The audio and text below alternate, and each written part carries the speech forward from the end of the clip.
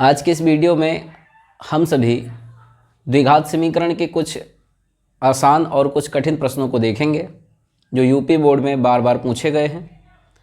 आइए स्टार्ट करते हैं। जो हमारा पहला क्वेश्चन है वो दिया गया है x प्लस 1/x बराबर 10/3। ये हमारा पहला प्रश्न है जो यूपी बोर्ड में 2007 और 2009 दो बार पूछा गया है। ये आपको अंसाल में कई बार मिलेगा। देखिएगा कैसे करेंगे। x और x का अगर हम गुणा करेंगे तो ये x स्क्वायर बनता है, प्लस एक ये वाला ऐसे ही जुड़ जाएगा, बटा x ऐसे ही आ जाएगा, बराबर 10/3 के। अगर आप चाहें तो बटे में 1 लगा लें जिससे तिरछा गुणा आपको करने में आसानी हो। अब यहाँ से हम 3 को x स्क्वायर से गुणा कर देंगे तो ये 3x स्क्वायर हो जाएगा, 3 एकम 3 हो जाएगा, और ये x का गुणा 10 से हो जाएगा तो 10x हो जाएगा। ध्यान दीजिएगा, ये 3x स्क्वायर ऐसे ही रहेगा। 10x अगर इधर प्लस में है, इधर लेके आएंगे तो ये माइनस में बनेगा, प्लस 3 बराबर 0 के। अब इसे आप गुणनखंड करेंगे तो 3 और 3 का गुणा 9 होता है, बीच में -10 है तो हम इसे तोड़ लेंगे। 3x स्क्वायर ऐसे ही रहेगा, -10 को लिखेंगे 9 + 1 x + 3 बराबर 0 के। यहाँ से जब हम कॉमन लेंगे तो 3x स्क्वायर -9 और x का गुणा 9x हो जाएगा। माइनस और प्लस का गुणा माइनस होता है। 1 और x का गुणा आप करेंगे तो यहाँ 1x लिख लें या सीधा x लिखें, और +3 बराबर 0 के। यहाँ से अगर आप कॉमन लेंगे तो आपको 3x कॉमन मिलेगा। यहाँ पे देखिए ध्यान से, जब 3 और x कॉमन ले लेंगे तो यहाँ से x बचेगा, -3 तिरिक्का 9 होता है, 3 बचेगा, ये x तो बाहर ही है। यहाँ ध्यान दीजिए, यहाँ से क्या कॉमन लेंगे तो जहाँ पे कोई संख्या कॉमन ही नहीं है वहाँ पे आप एक कॉमन ले लेंगे तो यहाँ बच जाएगा x - 3 बराबर 0 के। यहाँ पे प्लस था तो माइनस कैसे हो गया? जब बाहर माइनस लगा होता है तो अंदर का निशान बदल जाता है। ध्यान दीजिएगा, यहाँ पे x - 3 इसका एक हल हो जाएगा और 3x - 1 एक हल हो जाएगा इसका। यहाँ से अगर आप x की वैल्यू निकालेंगे तो आपको x की वैल्यू क्या मिलेगी? x - 3 बराबर 0 के। यहाँ से x बराबर आपको 3 मिल जाएगा। इसी तरह यहाँ से 3x - 1 बराबर अगर आप 0 करेंगे तो x बराबर आपको 1/3 मिल जाएगा। तो ये आपके पहले प्रश्न का हल था। आइए दूसरा क्वेश्चन देखते हैं कैसे सॉल्व करेंगे। जो हमने दूसरा क्वेश्चन लिया है वो हमारी एक्सरसाइज से है। ये क्वेश्चन 2 बार पूछा गया है। 3x स्क्वायर माइनस 2√6x और +2 बराबर 0 के। इसे आपको सॉल्व करना होगा तो आप कैसे करेंगे? ध्यान दीजिएगा, जब x स्क्वायर के गुणांक में कोई संख्या होती है तो उसे हम लास्ट वाले पद से गुणा करते हैं। 3 और 2 का अगर हम गुणा कर लें तो हमें एक संख्या मिलेगी जो कि 6 होगी, और हमें यहाँ पे 2√6 दिख रहा है। तो हमें 2 ऐसी संख्याएं चाहिए कि जिनका अगर हम गुणा करें तो वो 6 हो जाएं, और जब जोड़ें या घटाएं तो उनका मान भी 6 ही आए।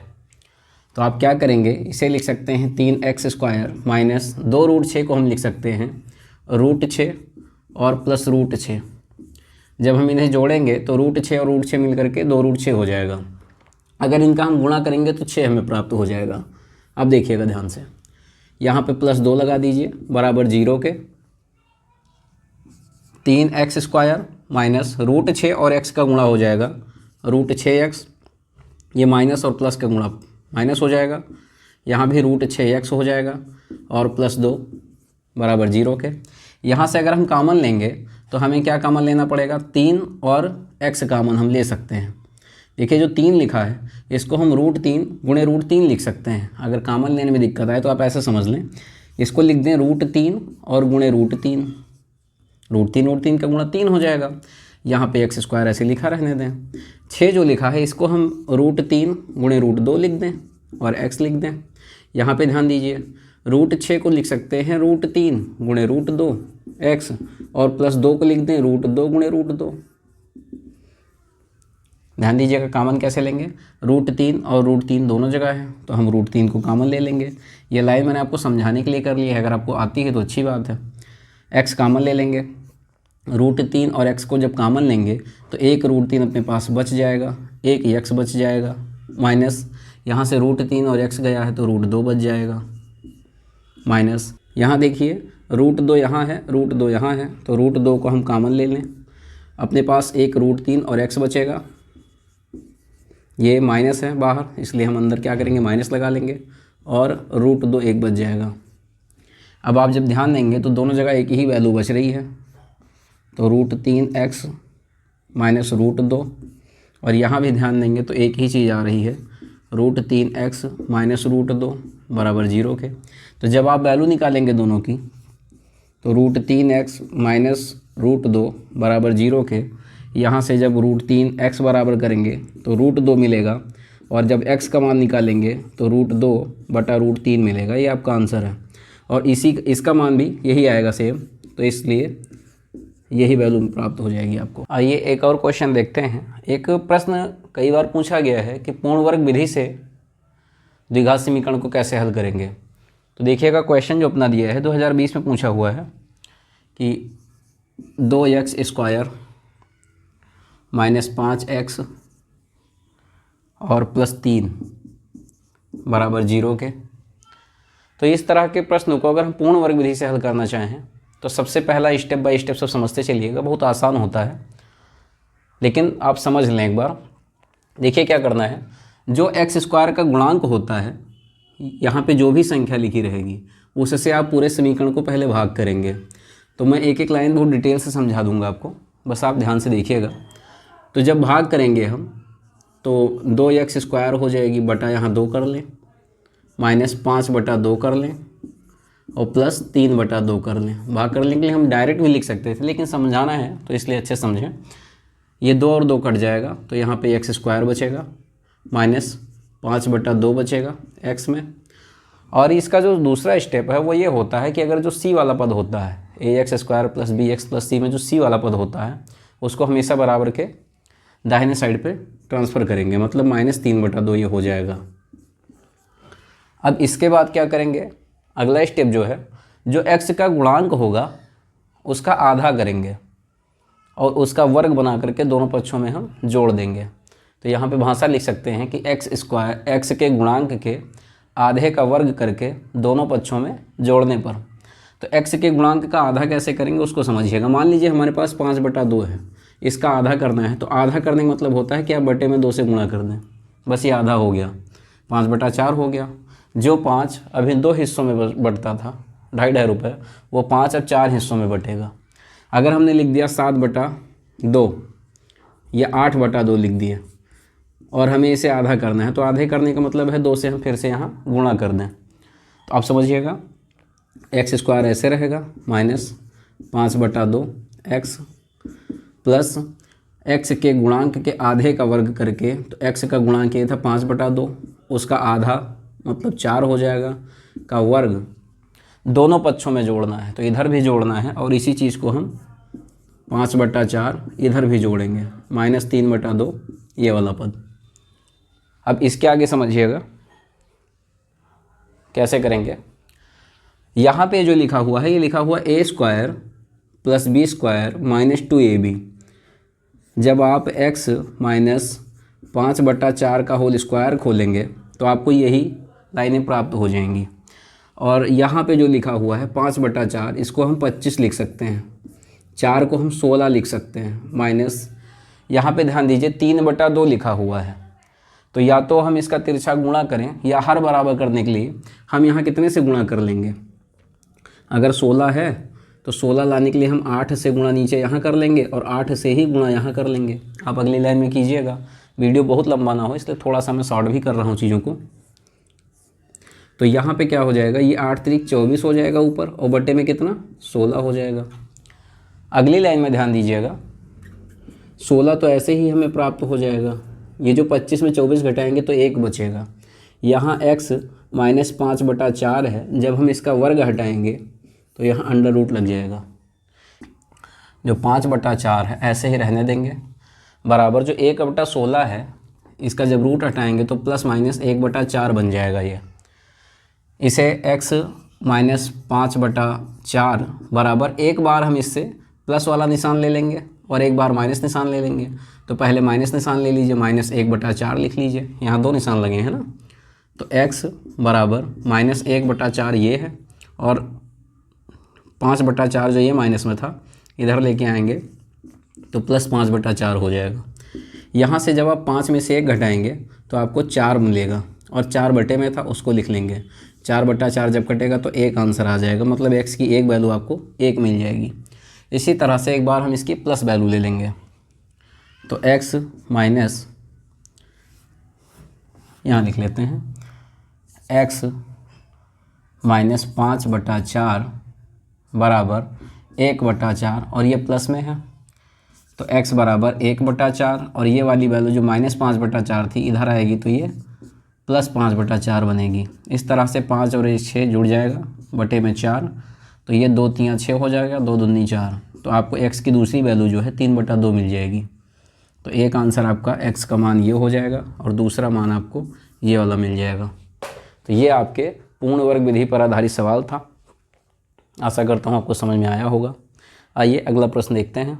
ये प्रश्न 2 बार यूपी बोर्ड में पूछा जा चुका है। कैसे सॉल्व करेंगे?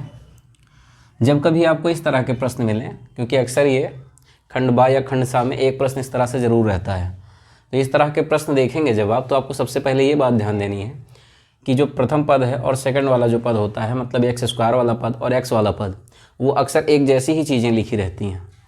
तो आपको इस कंडीशन में जो प्रथम पद है या दूसरा वाला जो पद होता है, इसको आपको कुछ मान लेना है। तो इसे आप मान के लगाएंगे। हम इसको क्या करेंगे, माना कि जो हमारा x/2x + 1 है, इसी को हम मान लेंगे ये हमारा y है या a है, b है, कुछ भी आप मान लें। तो इसको जब हमने b मान लिया या y मान लिया तो ये y है, तो ये वाला पूरा पद हमारा y² बन जाएगा। तो हम यहाँ लिख लेंगे y² + 4y, ये 4 और ये y हो गया पूरा, और +3 बराबर 0 के। y² + 3 + 1 y + 3 बराबर 0 के। y² ऐसे रहेगा, 3 और y का गुणा हम 3y कर लेंगे, 1 और y का गुणा 1y लिख लेंगे, +3 बराबर 0 के। यहाँ से अगर हम y कॉमन ले लें तो y + 3 बचेगा। यहाँ से अगर 1 कॉमन ले लें तो y + 3 बचेगा बराबर 0 के। यहाँ पे देखिएगा y + 3 और y + 1 इसका आंसर हो जाएगा। यहाँ से जब हम वैल्यू निकालेंगे तो हमें y का मान -3 मिल जाएगा। कितना मिलेगा? y का मान -3। तो y बराबर -3 और यहाँ से y बराबर -1 मिलेगा। लेकिन हमने y जो माना था वो इसको माने थे, इस पद को। तो यहाँ पे हम लिखेंगे कि x/2x + 1 बराबर, यहाँ पे -3 लिख लेंगे, बटे में चाहें तो 1 लिख लें अपने मन से। हमारे पास -3 है, लेकिन अगर हम चाहें तो -1 बटे में मतलब 1 लिख सकते हैं, जिससे हमें कैलकुलेशन में आसानी हो जाएगी। x का गुणा जब हम 1 से करेंगे तो हमारे पास x बचेगा। -3 का गुणा जब हम इससे करेंगे तो देखिएगा -3 का 2 से गुणा तो ये -6x बनेगा। ये प्लस और माइनस का गुणा -3 × 3 बचेगा। अब समझिएगा, ये जो -3 है, -6x ऐसे रहने दीजिए, ये वाला x लेकर के आइए तो -x हो जाएगा। ये जो 3 है ये इधर लेके आएंगे तो प्लस में हो जाएगा। अब 6x और 1x दोनों मिलकर के कितने हो जाएंगे? -7x बराबर 3 के। अगर आप यहाँ से x की वैल्यू निकालोगे तो -3/7 मिल जाएगी। अब आप देखिएगा, जो हमारा दूसरा पद है उसके लिए भी हम वैल्यू निकालेंगे, यहाँ भी मान रखेंगे। तो इसका मान हम यहाँ रख लेते हैं, x/2x + 1 बराबर -1 के। तो इस वाले x को हम यही रहने दें, इसको इससे गुणा कर दें तो -1 से 2x का गुणा -2x हो जाएगा, प्लस और माइनस का गुणा माइनस यहाँ 1 हो जाएगा। अब अगर हम यहाँ से वैल्यू निकालेंगे तो ये 2x हमारे किस काम में है? यहाँ माइनस में ही इधर आ जाएगा, प्लस में हो जाएगा तो यहाँ 3x हो जाएगा, बराबर -1 के। यहाँ से जब x की वैल्यू निकालेंगे तो 3 बटे में जाएगा, -1/3। तो हमारे पास दो आंसर प्राप्त हुए, एक हमें x की वैल्यू ये मिली है और दूसरी x की वैल्यू ये मिल गई। तो ये आपके इस प्रश्न का हल है। जब भी इस तरह के प्रश्न आए तो आपको हमेशा इसको मान करके लगाना होगा, ध्यान रखिएगा इस बात का। आइए अगला प्रश्न देखते हैं।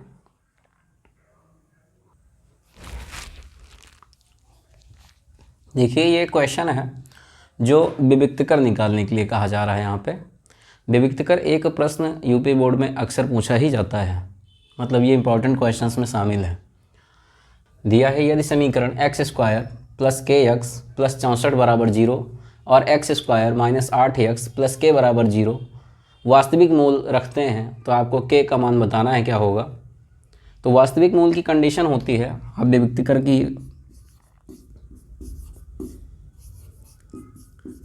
विविक्तकर का आप पहले सूत्र लिखेंगे, क्या होता है b² - 4ac बराबर 0। वास्तविक मूल के लिए जो विविक्तकर b² - 4ac का मान होता है वो 0 होता है। तो यहाँ पे हम वैल्यू रख लेंगे। अगर यहाँ पे आप मान देखें तो a की वैल्यू अगर आप यहाँ निकालेंगे तो a का मान आपको 1 मिलेगा, b का मान आपको k मिलेगा और c का मान आपको 64 मिलेगा। तो b² - 4ac करना है, b का मान यहाँ रखिए तो ये हो जाएगा k का स्क्वायर -4, a के जगह पे आप 1 लिखेंगे और c के जगह पे आप 64 लिखेंगे बराबर 0 के। तो ये 64 चौका, ये k² ऐसे रहने दीजिए, ये माइनस में है, अगर इसको हम उस साइड में लेकर जाएंगे तो ये वैल्यू प्लस में हो जाएगी। 4 चौक 16 का कितना हो जाएगा 6 और 4 छंग 24 और 25 256 हो जाएगा। अगर यहाँ से हम k की वैल्यू निकालें तो ये √256 होगा। √256 के लिए आप जब k की वैल्यू यहाँ से निकालेंगे तो ये 16 का स्क्वायर लिखा हुआ है, 16 16 256 होता है, ±16 प्राप्त हो जाएगा। तो k की एक वैल्यू आपको यहाँ से क्या मिली है, ±16। इसी तरह हम दूसरे पद में निकालेंगे।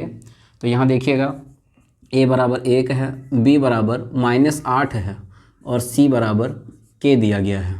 ठीक है, इस चीज़ को ध्यान से देखिएगा। यही सूत्र आप फिर से लगा देंगे, b² - 4ac बराबर 0। b का स्क्वायर करना है, मतलब -8 का आप स्क्वायर करेंगे, -4, a के जगह पे 1 और c के जगह पे k दिया गया है बराबर 0 कर दें। जब आप -8 का स्क्वायर करते हैं तो आपको 64 मिल जाएगा, -4k मिलेगा बराबर 0 के। 64 बराबर 4k, यहाँ 0 नहीं लगेगा। अब इसी 4 से हम इसको काटेंगे तो 16 मिल जाएगा। तो k का दूसरा मान आपको 16 मिला और ये k का एक वैल्यू यहाँ प्राप्त हुआ था। तो ये आपके इस प्रश्न का हल है। विविक्तकर निकालने के लिए अक्सर प्रश्न पूछा जाता है, तो आप तैयार रखिएगा। आइए अपना अगला प्रश्न देखते हैं। ये प्रश्न जो दिया गया है कि यदि समीकरण lx² + nx + n बराबर 0 के मूलों का अनुपात p अनुपात q है, तब सिद्ध कीजिए कि p/q अंडर रूट में फिर √q/p + √n/l बराबर 0 होगा। ये आपको दिखाना है। तो इसे हम कैसे सिद्ध करेंगे, हम मूलों के योग का और मूलों के गुणनफल का फार्मूला जानते हैं। तो सबसे पहले हम उसे ही लगा देंगे। यहाँ से हम अल्फ़ा प्लस बीटा निकालेंगे। अल्फ़ा प्लस बीटा का फार्मूला क्या होता है, -b/a। तो b की वैल्यू यहाँ क्या है, n है, तो यहाँ -n/a की वैल्यू आपको l मिल जाएगी। और एक बार हम अल्फ़ा इंटू बीटा निकाल लेंगे जो कि होती है c/a। c का मान हमें n मिल जाएगा और a का मान l मिल जाएगा।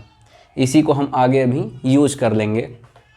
आपको यहाँ पे एक बात और दी गई है कि इनके मूलों का अनुपात p/q दिया गया है।